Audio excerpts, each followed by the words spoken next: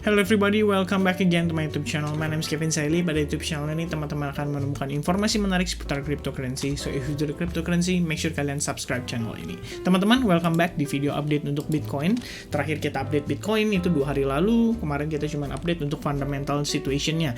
Nah teman-teman, untuk kondisi sekarang saya ada beberapa hal yang pengen saya sampaikan. Pertama itu soal BlackRock. Itu ada planning untuk memperdagangkan cryptocurrency. Lebih tepatnya sih mengofferkan crypto trading ke investor-investornya ya. Jadi kalau kita seperti yang kita ketahui lah ya, BlackRock ini adalah salah satu the world largest asset manager. Jadi dia ini adalah financial institutions ya, yang manakala so far sih kalau misalkan berdasarkan New York based company di sini the New York based company, bukan based on itu ya, which manage over 10 trillion dollar in asset for institutions, dan ini artinya jumlahnya cukup besar. Dan ternyata saya baru tahu juga teman-teman, BlackRock ini juga memiliki kayaknya saham ya, 16,3% saham dari MicroStrategy, which is sebenarnya BlackRock sendiri memang sudah megang Bitcoin. Nah, sebenarnya secara jangka panjang ini sih kita cuman pola pikir jangka panjang ya. Untuk mid term to long term, kita pikir kalau misalkan suatu saat nanti BlackRock benar-benar aktif trading di Bitcoin, ini harusnya bisa jadi whales yang luar biasa, raksasa teman-teman. Ini bisa ngegoyangin market, karena setahu saya tadi opsi yang dipilih untuk dia trading itu adalah CME Bitcoin futures. Nah, jadi dia tradingnya di futures market teman-teman, dan ini bisa banget ngegoyangin kondisi market Bitcoin secara keseluruhan dengan duitnya yang luar biasa banyak. So ya, ini adalah maybe a good news, also bad news ya, we don't know yet, tapi ya intinya so far good news lah, karena BlackRock sendiri sebagai salah satu perusahaan aset manager terbesar, dia mengakui Bitcoin itu memang salah satu instrumen yang bisa ditransaksikan ya, lebih kurangnya seperti itu. So I think it's positive in the bad ways teman-teman. Ya, I think so. Nah, teman-teman, let's go update on the chart ya. Jadi price action sendiri untuk kondisi pergerakan Bitcoin ini sebenarnya saya sudah berikan update ini ke SAG dari tadi siang ya. Dimana kondisinya di sini kalau teman-teman simak, ini kita ngelihat ada terbentuk yang namanya Three River Evening Star Pattern teman-teman ya, Three River Evening Star Pattern. Dan yang menariknya adalah Three River Evening Star Pattern ini terjadi setelah Exponential Moving Average 55, which means ini sebenarnya adalah konfirmasi EMA 55 di sini fungsinya adalah sebagai resistance teman-teman.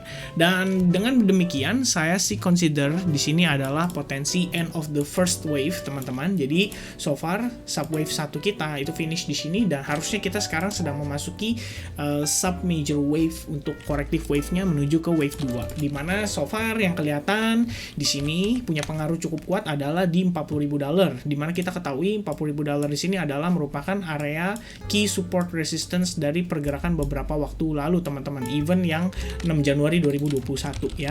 Jadi saya pikir kalau misalkan kita lihat di sini terdapat confluence of support, tentunya kita punya peluang untuk ngelihat Bitcoin kalau misalkan turunnya sangat signifikan, dia mungkin akan ketahan di kisaran level $40.421 teman-teman.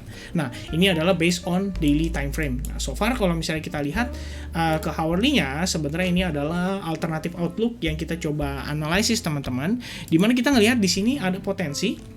Di sini kalian bisa lihat ya, ini ada Fibo 38,2%. Jadi kalau misalnya tadi kan situasinya adalah kita finishing wave 1, lalu kita masuk ke corrective wave. Nah, kalau yang ini teman-teman, ada kemungkinan di mana sebenarnya kita tuh belum benar-benar finishing first wave ya. Jadi ini adalah pergerakan overall-nya. Kalau kita lihat ini first wave, second wave, third wave, lalu A, B, and then potentially C wave corrective pattern before kita menuju ke fifth wave-nya, dan mungkin ketahan di kisaran $47.000. Kenapa $47.000? Soalnya so far di time frame daily di sini adalah area yang cukup penting ya untuk pergerakan Bitcoin sebelumnya, kisaran $48.000 sampai $47.000. So I guess kalau misalkan dia memang masih melanjutkan penguatannya, artinya di sini koreksinya itu memang diperlukan untuk si Elliott Wave Theory sendiri ya. Berdasarkan Elliott Wave Theory untuk kita menuju ke wave 1 memang kita harus ngelewatin yang namanya 5 wave teman-teman. Dan 5 wave itu kalau kalian lihat di sini terlihat cukup jelas, first wave, second wave, third wave, lalu kita bisa jadi ABC expanded corrective pattern, lalu dia baru menuju ke wave 5. Kalau teman-teman lihat di sini ABC expanded corrective pattern ya. Jadi kurang lebih gambarannya seperti ini teman-teman. Nih untuk yang situasi expanded itu ketika B wave-nya kelihatan seperti fake out, which means ini fake out teman-teman, itu kemudian menuju ke C wave ya. C wave-nya itu biasanya lebih rendah daripada A wave-nya, dan A wave-nya itu kan kalau kita perhatikan teman-teman lebih clear ya. Kita coba masuk ke time frame 1 jam, kalian bisa lihat di sini ini A wave lalu kelihatan seperti fake out. Jadi ini confirm banget harusnya sesuai dengan scenario expanded corrective pattern itu. Lalu kita menuju ke C wave, dan C wave-nya ini posisinya itu berada di bawah A wave teman-teman ya. Jadi sementara sih ini adalah alternatif yang memang kita lihat teman-teman. Artinya di sini belum tentu Bitcoin benar-benar udah finishing untuk penguatannya. Jadi bisa jadi kita masih ngelihat nih at least sampai pertengahan atau akhir Februari seperti yang kita terakhir bahas teman-teman. Kita ngelihat Bitcoin masih bisa sampai 47.000 dulu.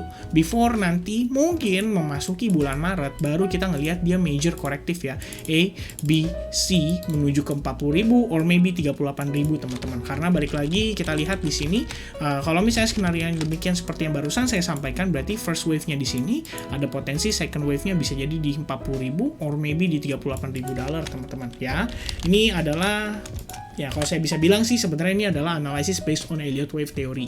Jadi kita juga nggak tahu pasti apakah analisis ini akan tepat exactly sesuai dengan ekspektasi kita, but at least kita kira-kira tahu lah ya proyeksinya untuk pergerakan ini seperti apa teman-teman. Dan kalau boleh saya tambahkan, sebenarnya di sini terdapat potential trend line juga. Jadi kalau misalkan kita memang ngelihat dia tembus teman-teman, bisa jadi ya fourth wave-nya kita itu mungkin nggak langsung nih.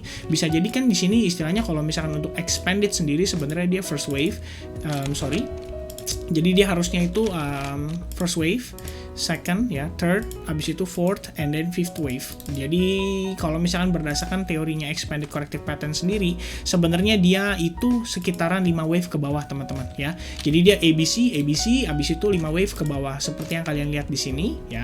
Nah, lebih kurangnya kan kurang lebih ya teman-teman ya. Kalau kita lihat dari time frame 1 jam ini cukup clear harusnya ya. Di sini ada potential ABC and then ABC teman-teman, lalu first, second, third, and then fourth, and then fifth wave. Kalau kita lihat di sini secara time frame 4 jam, sebenarnya kita ngelihat juga ada potensi di mana bisa jadi ya teman-teman, bisa jadi balik lagi kita akan testing kembali ke key support yang ada di resistance sebelumnya di kisaran level 39.000 dolar. So, inilah beberapa situasi yang mungkin saja terjadi terhadap kondisi Bitcoin. Tapi so far kalau misalkan teman-teman mau trading kan, basically ini sebenarnya a little bit too late, terutama buat yang mau nge-short, karena situasinya tadi kita sempat sampaikan di grup advance juga sedari awal ya, sedari pagi ya teman-teman. Saya lupa sih tadi jam berapa saya kasih update-nya. Ini dia kurang lebih ya untuk kondisi pergerakan saat ini. Ini sebenarnya 42.800 ini berdasarkan Bitcoin Index nih. Kalau kita lihat realnya, ini udah turun udah sampai 42.400 ya. Dan ini tadi sempat saya sampaikan kondisinya pada saat dia sebelum terjadi breakdown. Jadi kita memang ngelihat di sini situasinya untuk Bitcoin. Pertama, ini saya bawa lebih simple ya. Kita nggak pakai Elliott Wave Theory lah teman-teman ya untuk yang kali ini. Nah, kalau kalian lihat di sini sebenarnya ini basically potential double top teman-teman ya. Dan untuk double top sendiri itu artinya kan kita punya neckline nih. Neckline-nya itu bisa berkisar di area support sebelumnya, which is di kisaran area ini. Jadi kalau misalnya kita saat ini break dari kisaran level tersebut, harusnya sih Bitcoin secara sederhana kita ada kemungkinan untuk testing sampai ke kisaran area-area di sini teman-teman. Karena kalau kalian lihat ini sebenarnya kita bisa consider sebagai salah satu area yang cukup kuat. Bayangin ketika dia Bitcoin rally teman-teman ya, rally sangat signifikan, somehow whales itu mempertahankan area ini ya. Di sini dijadikan semacam base teman-teman before dia rally kembali. Jadi kalau teman-teman ingat, ini ada pembahasan kita waktu itu di salah satu video Bitcoin saya, kita bahas tentang kondisi terbentuknya yang namanya si bullish rectangle pattern teman-teman, atau kita sebut juga dengan istilah rally base rally teman-teman ya. Jadi ketika dia rally and then base and then rally lagi. Nah, kalau misalnya kita lihat teman-teman, rally tersebut kita bisa manfaatkan untuk potential target kalau misalkan teman-teman ada yang lagi shorting terhadap si Bitcoin. Dan itu berarti boleh consider di kisaran 41.000 sebagai target midtermnya. Sementara untuk short term, begitu dia sampai 42.400 aja based on Fibo 1618, itu kalian boleh consider untuk taking profit. Dan kalau misalnya kalian pengen tahu cara saya dapetinnya, simple, kalian cukup tarik dari pullback dia terakhir saja ya. Jadi kalau kalian tarik dari pullbacknya di sini ya, pullback, kalian bisa dapetin potential target untuk pergerakan sementaranya. atau short term ya teman-teman, karena kita lagi discuss di short term, terutama time frame 1 jam. Dan selain itu kalau kalian lihat juga di sini pergerakannya cukup impulsif, terbentuk semacam inverse V formation, ketahan di 38,2 dan sekarang break lagi teman-teman. Jadi ini adalah salah satu outlook yang juga saya sampaikan ya, ketika kita ngelihat dia bergerak semacam inverse V formation, lalu dia korektif membentuk semacam bearish flag and then breakdown.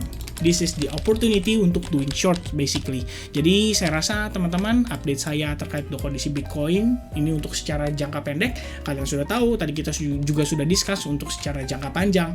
Mungkin kita bisa revisit kisaran level $40.000.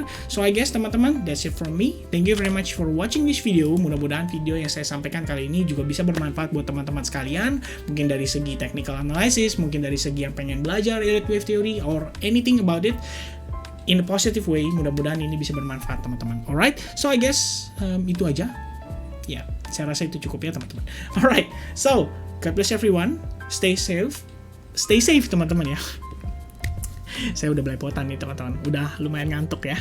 Ini ya, stay safe teman-teman, stay healthy, hati-hati karena Omicron juga atau COVID lagi merebak lumayan tinggi. Jadi stay safe buat teman-teman yang masih ada aktivitas di luar, tetap gunakan masker dan jaga kebersihan. Alright, God bless everyone. Cheers and have a nice day. Bye-bye.